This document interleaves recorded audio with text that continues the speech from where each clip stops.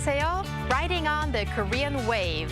Welcome to a brand new week with the Culture Wave. I'm Kwon-soa in Seoul.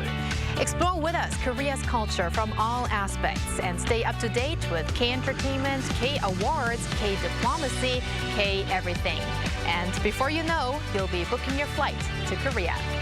We start off the week with our Monday co-host, Walter Lee. Hello, Walter. Hello, Soa, and hello, everyone there. We are going to have a great day full of K-entertainment, so make sure you stick around for K-enter a little bit later.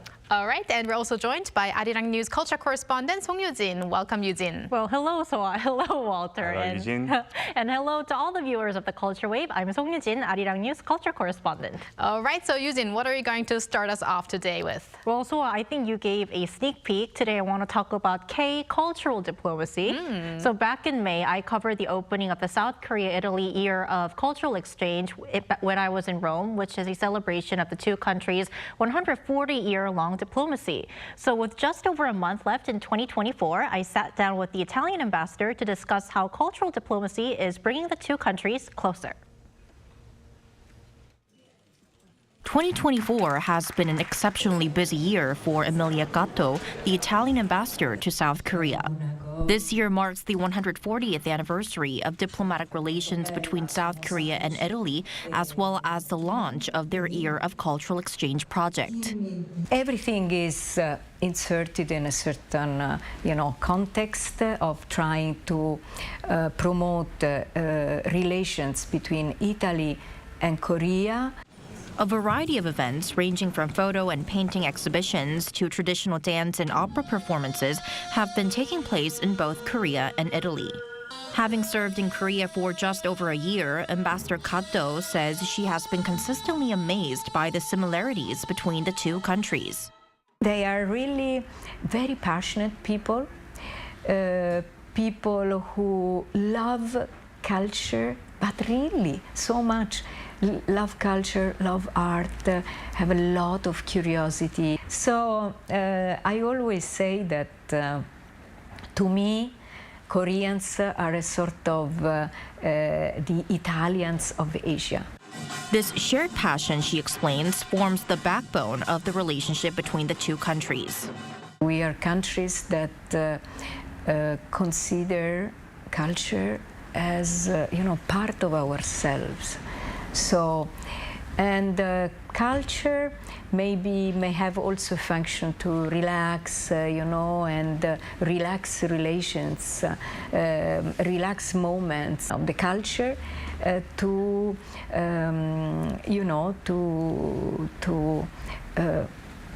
create the better condition for diplomacy, for relations, for knowing each other better. Among the many cultural exchange programs, the exhibition, The Master of Light, Caravaggio and His Descendants, stands out. Currently on display at the Seoul Art Center, it brings a significant collection of works from one of Italy's most renowned artists to Korea. After Leonardo and Michelangelo, more or less, we have Caravaggio in Italy.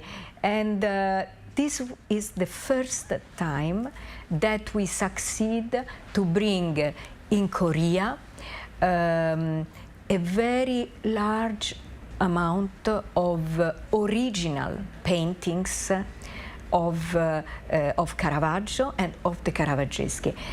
While these exchanges have already brought Italian art, history, and cuisine closer to Koreans, and Korea's K-pop and K-beauty closer to Italians, Ambassador Kato believes there's still much more to explore. For us, this is a moment of opportunity to show you this aspect of our culture that is very strong. Basic science research. You can catch this opportunity to let people know about your ancestral culture, your heritage. I don't think there is another country where a language, the writing was fully invented. Looking ahead, Ambassador Kato sees her role as more than just representing Italy in Korea.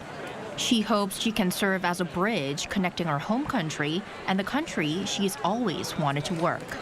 I wish also to be Korean ambassador to Italy. I want to find the good things of Italy, to promote them in Korea. And I want also to detect the fantastic things that you have, which are many, in Korea, of Korea, that I'm sure Italians would love if they knew it better. Grazie to you. 감사합니다. I love how Ambassador Gatto mentioned how she thinks that culture may function to relax, which is so true. I mean, isn't that what we want the Culture Wave viewers also to do when they watch our program? I especially agree, and I think her comparison between obviously Korea is like it's very similar to Italy, and also because it's structurally also very similar was a very good comparison as well.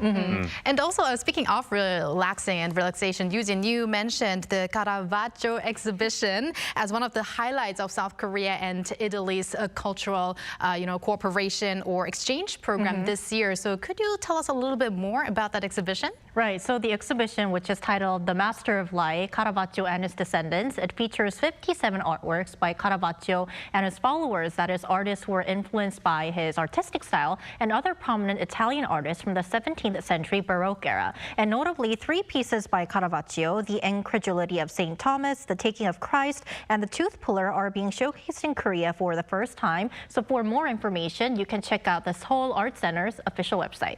Your pronunciation is spectacular, Eugene. Thank you. I practiced it a lot. You practiced a lot. And what can we look forward to next year? Well, as the South Korea-Italy Year of Cultural Exchange expands until next year, I think that there will be quite a lot to expect. So according to Ambassador Kato, there might be some iconic art exhibitions next year as well. She hinted potentially an exhibition on Leonardo da Vinci. So I can just say that at this moment, there is still a lot to look forward to next year. Da Vinci, one of my favorite. So gracias, Eugene, for that. Grazie, Soha. And hope to talk to you again soon. Thank you. Anytime. Thank you, Eugene.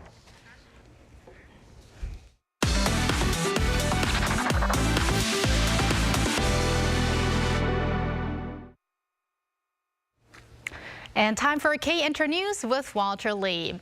Walter, we couldn't start off this new week without talking about the biggest K-pop awards of the year, Mama. Exactly. So it was a full 2 days of the Mama Awards, both in Japan and in LA. And here are just some of the results that I've got for you. Now, 17 for the second year in a row has won the grand prize of them all. Artist of the Year.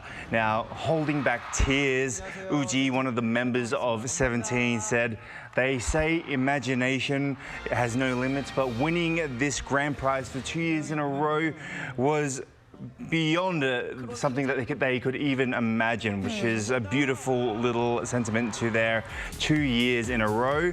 Now, 17 also received a Best Male Group and also Album of the Year with the 17th Heaven. Now, girl group aespa, they also took away the Best Female Group and Song of the Year with Supernova. And of course, we can't go anywhere without mentioning BTS a little bit. And Jimin, who also received one of the main awards, which is the Fans' Choice of the Year award, while Jungkook achieved a triple crown as well. Congratulations to all of them, and also worth mentioning Tuwase and Eyelid and IU, among many, many more achievements. But Walter, we're now going to move on to boy group ATEEZ. What do you have for us? Yes, we did talk about ATEEZ not too long ago with their recent 11th mini album, Golden Hour Part 2, which came out on November 15th. Now, we got some great news for ATEEZ, or the fan group that they're called, because the album has claimed the #1 spot on the US Billboard 200. Now, ATEEZ has recorded 179,000 album sales, plus 5,000 streaming equivalent albums, which we'll actually talk about a little bit later, which have the importance, totaling about 184,000 units. Now, this marks the highest first-week album sales in the US for the group. Now, ATEEZ have been doing so well on the Billboard 200 charts as they made headlines last December by earning their first number one on the Billboard 200 with their second full titled album, the world EP Finn Will. Now, with the Golden Hour Part 2 making the number one spot, this puts them within a very small group of artists who have achieved a milestone of having 2 number ones on the Billboard charts back-to-back years. Wow, great achievements. Now, Walter, our final story is about some news that many people who came across it yesterday were very surprised of. Yes, even our correspondent Eugene, who told me earlier that she was lying in bed and she was very, very surprised to see this while she was lying in bed. But a statement made on Sunday about the 51-year-old famous Korean actor Chung Song and his agency came out with a statement. It surprised many fans, but it was confirming that Chung is the biological father of model Moon Kabi and their son. So this has sparked interest in the public whether Chung will actually come out and publicly address this situation, as he is set to attend the Blue Dragon Film Awards on Friday, which will be his first public appearance since the announcement was made. Right, and where he is nominated for Best Actor for his performance in 12/12 The Day or Seoul의 봄, which is one of the actor's most recent movies he's known for. Yes, it's very interesting because it was a very well-renowned movie, but will this overshadow the movie? That's an interesting question. So reports say that the two first met at a gathering in 2022 and had a casual relationship, and it started from there. Now, Jung reportedly pledged to take responsibility for raising the son, but not tie the knot with Moon. Now, reports indicate that he was involved in the choosing of the baby's prenatal name and discussing postnatal care arrangements as well. Now, Moon gave birth to her son in March, but didn't make a public announcement until November 22nd, and she is focusing on being a mother. Let's see whether we will have some remarks by Chung later this week. Yes. But until then, thank you for those K-Enter News, Walter. Thank you very much. And now it's time to go over to our AI anchor Ari for other culture-related news. Welcome to the Culture Wave AI News. I am Ari, here to guide you through the latest news and events in Korea's cultural scene. Here's our first story of the day. Culture Minister Yoo In-cheon held a meeting with his Chinese counterpart, Soon-Yi Lee, in Shanghai over the weekend. The two discussed ways to boost bilateral cooperation across various areas in the culture sector. They agreed to institutionalize regular Seoul-Beijing high-level and working-level talks to promote active exchanges with a particular focus on the arts content and tourism. This marked their first meeting in 6 months since they met at the official dinner of the Korea-Japan-China Summit in May. The Seoul Museum of History is hosting a special exhibition amid hopes of Korea securing the country's second Summer Olympic Games in 2036. The exhibition revisits highlights from the 1988 Seoul Olympics, showcasing official souvenirs, promotional materials, records from the opening and closing ceremonies, and much more. It also reflects Korea's remarkable transformation over the past half-century since the 1988 Summer Games. The exhibition runs until March 9 next year. Korean Culture Month, celebrated at Argentina's largest cultural center throughout this month, is drawing great enthusiasm from locals. The event features a variety of Korean cultural activities held simultaneously across the venue, including kimchi-making workshops, arts programs for children, and traditional performances such as Talchung, or Korean mask dance. Enthralled by K-pop and K-dramas, many visitors have expressed a desire to learn Korean and visit Korea in the future. That does it for today. I'll be back with more tomorrow. See you then.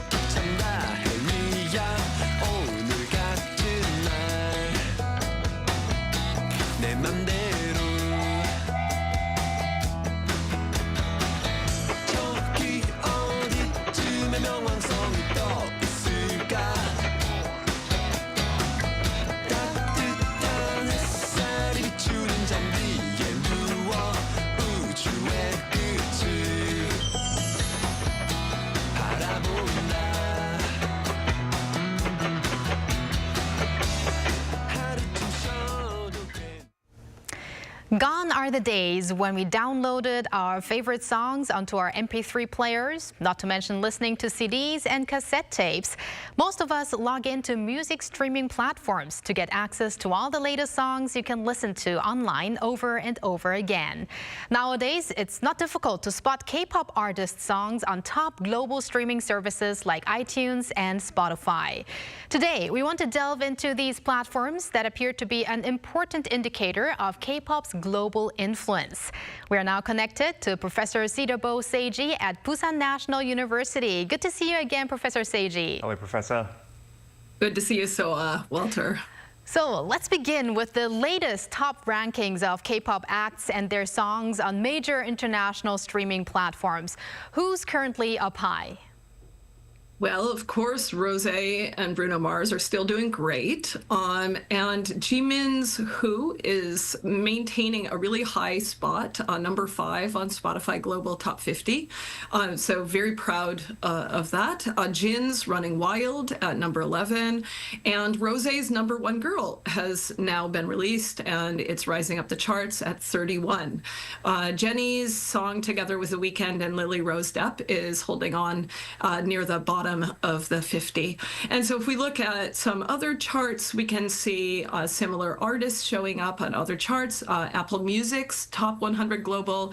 We can also see aespa's Quiplash and Misamo, if we want to count that song in Japanese as K-pop, is also there on the chart. And other charts, we can see Jennie's Mantra is still there. Lisa's Moonlit Floor, G-Dragon's Power, even Jungkook and Lotto 7 is still on some charts. So lots of K-pop is available on these streaming charts, and it's pretty easy for fans to find. I mean, in the past, you could see many of those acts having those one-time achievements on these big charts, but these days we're seeing so many of them continuously still on the charts, so I think that is significant. But how important is it really to be ranked on certain streaming platforms?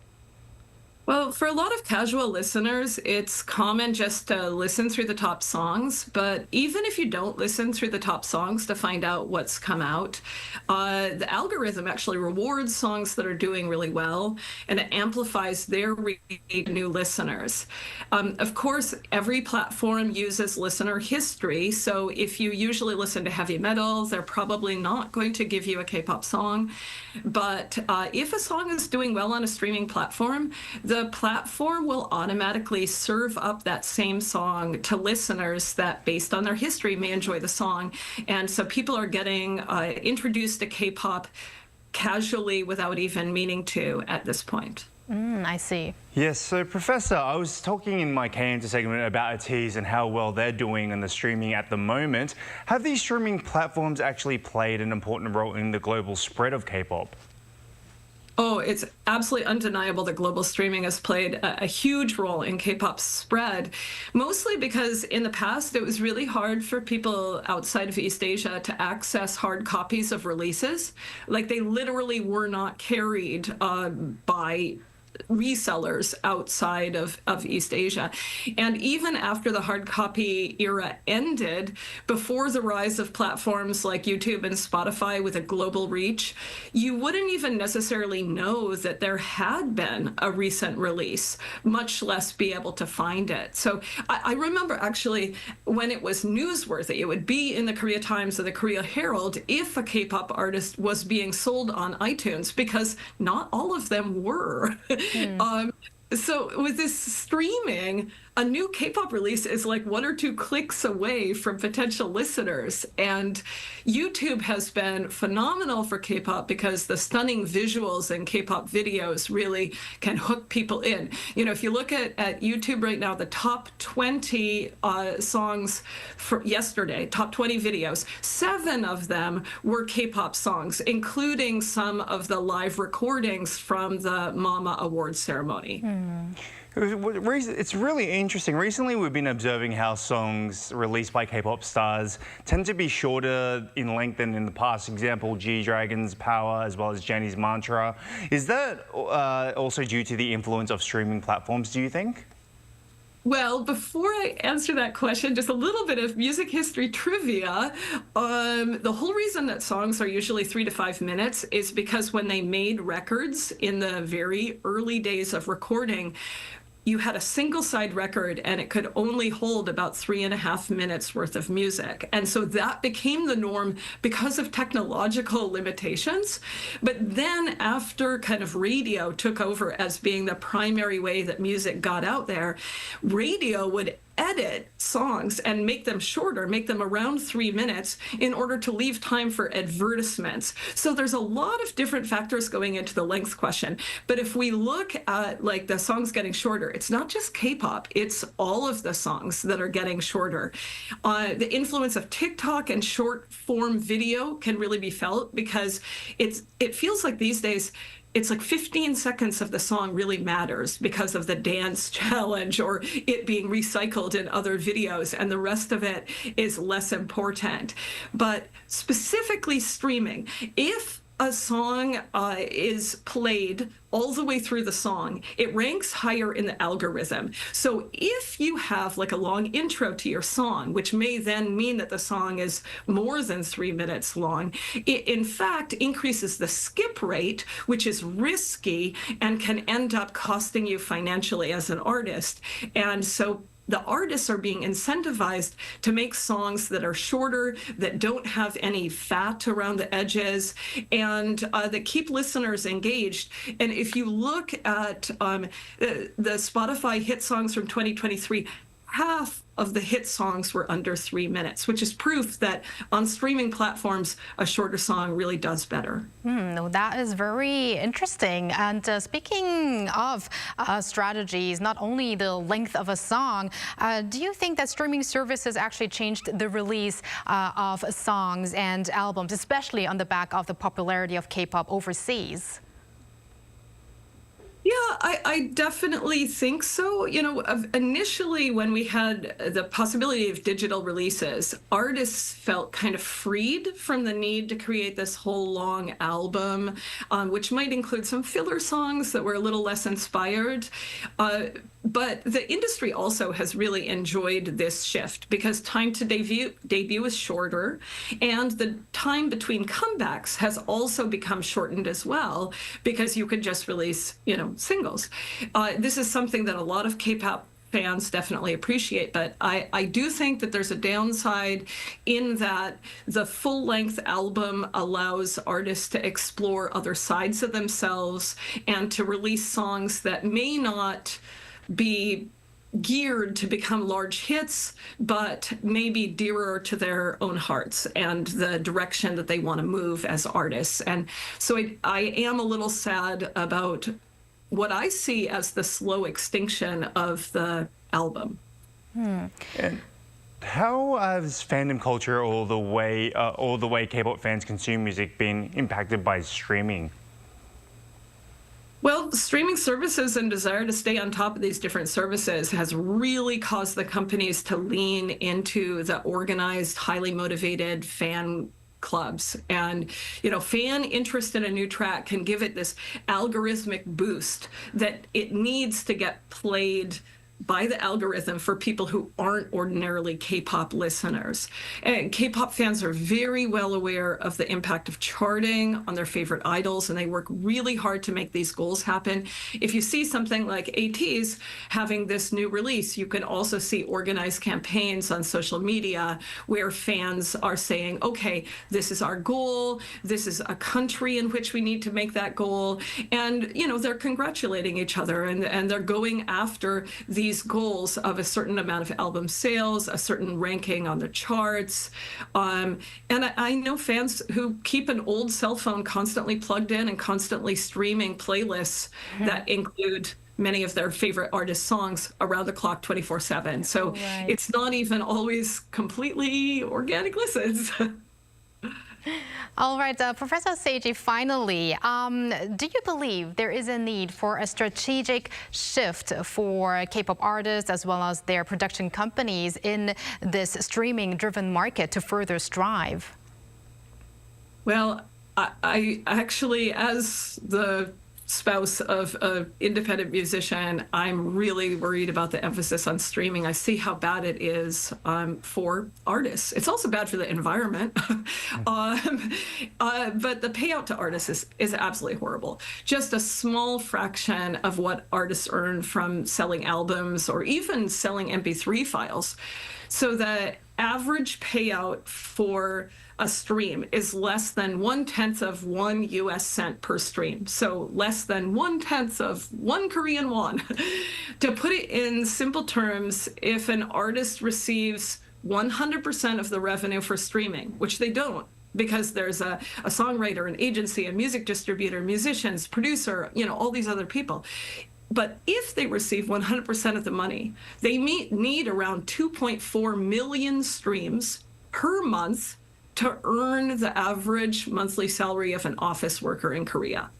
But since all the artists on a track, including the musicians and the backup singers, only earn about 15% of the payout from the track for streaming, divided by the number of singers and musicians, you can easily imagine that members in like a 5-person group are going to earn less than 3% of the payout per stream. And I just told you the payout per stream is less than 1/10 of 1 US cent. So, and it gets worse. Like the payout per stream varies based on the country of the person who is streaming and if they're a premium subscriber or not. And the payout to artists is not consistent for all artists. In fact, it pays out more to bigger artists, except for in France, which passed a law in 2022 requiring all streams from all streaming services to pay the same amount per song. But yeah, the entire system is kept really hard for lay people to understand, and artists have non-disclosure agreements, and so they can't really complain about how little they're earning. But as fans just go with the convenience of streaming, we're actually seeing a cost to the artists. So on behalf of the artists, I want to remind fans that your favorites will benefit more if you purchase albums. And if you do continue streaming, I would like you to investigate which streaming services pay the most to the artists, because they don't pay out at the same rate. Definitely something to keep a mind on. Thank you very much, Professor Seiji, for your insights on this interesting topic today. Thank you, Professor. All right, have a good one. Thanks. And that brings us to the end of Monday's edition of the Culture Wave. Walter, thank you for starting off the week with us. Thank you, and I'll see you soon. All right, and thank you for spending the past half an hour with us on the Culture Wave. Hope your week will be filled with lots of joy and maybe lots of K-pop. For more on everything K-culture, please join us again tomorrow, 2 p.m. Korea time.